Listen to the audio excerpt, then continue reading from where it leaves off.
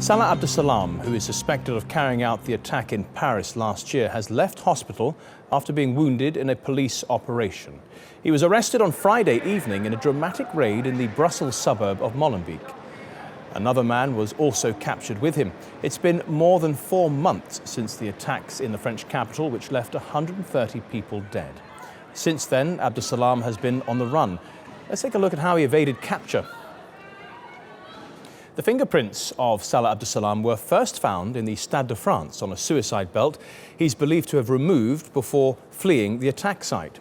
Abdesalam's fingerprints were again found 10 days later after the attacks, this time on an explosive vest dumped in a bin in the southern Paris suburb of Montrouge.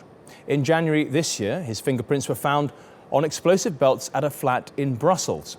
Belgian media says Abdeslam and his accomplices used the flat as a hideout. Then on Thursday, police recovered Abdesalam's fingerprints and DNA from a home in Brussels' Forest District, following a gun battle with suspected Daesh sympathizers. And Belgian police finally captured him on Friday in an anti-terror raid in the Molenbeek area of Brussels. Let's go to Simon McGregor-Wood now, who's in Brussels for us. Simon, remember you were covering this story at the time of the attacks. Where is he now, and what happens next to him? The French will want him.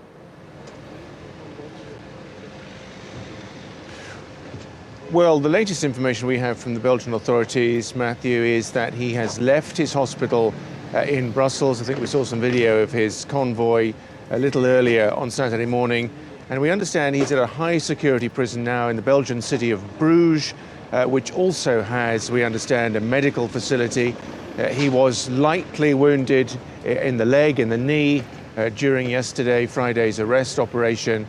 So he required overnight treatment here in Brussels, and he's now up in Bruges.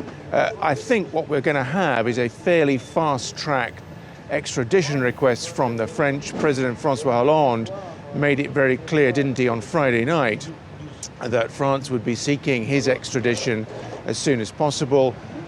Belgium and France have a extradition treaty established in 2002. It allows pretty speedy extraction of suspects, and clearly the French priority is to get him to Paris and find out as much as they can about his network and his links and participation in the Paris attacks.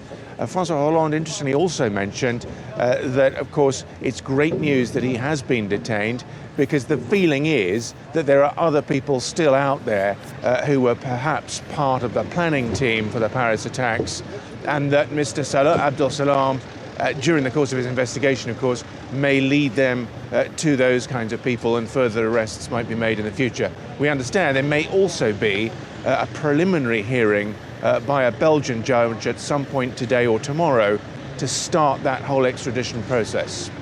Of course, Simon, it's been 4 months now, and there are a lot of questions aimed at the authorities and police and investigators about how he managed to escape in the first place and then, it seems, slip across to Belgium.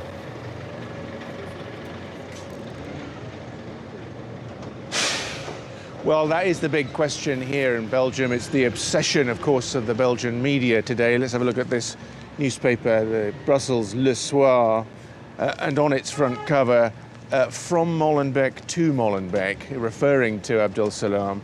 How was he able to stay here invisible for 4 months, only 500 meters from his family home? He was born and bred in this part of Brussels. This is where the Paris attacks were planned. And of course, today people are asking questions. How was it possible for him to lie low for 4 months in the very center of Brussels? It's described as a rundown suburb of the city. It took us 10 minutes to get here in a taxi, Matthew, from the very center of Brussels. So huge questions for the Belgian security services and the police. To what extent were they so ignorant of what was going on under their very noses? Why was he able to stay so off the radar for so long? I think everyone had assumed he'd somehow managed to get back into Syria, but it seems that all along the most likely scenario was that he was here all the time. Okay, Simon McGregor-Wood in Molenbeek in Brussels. Thank you.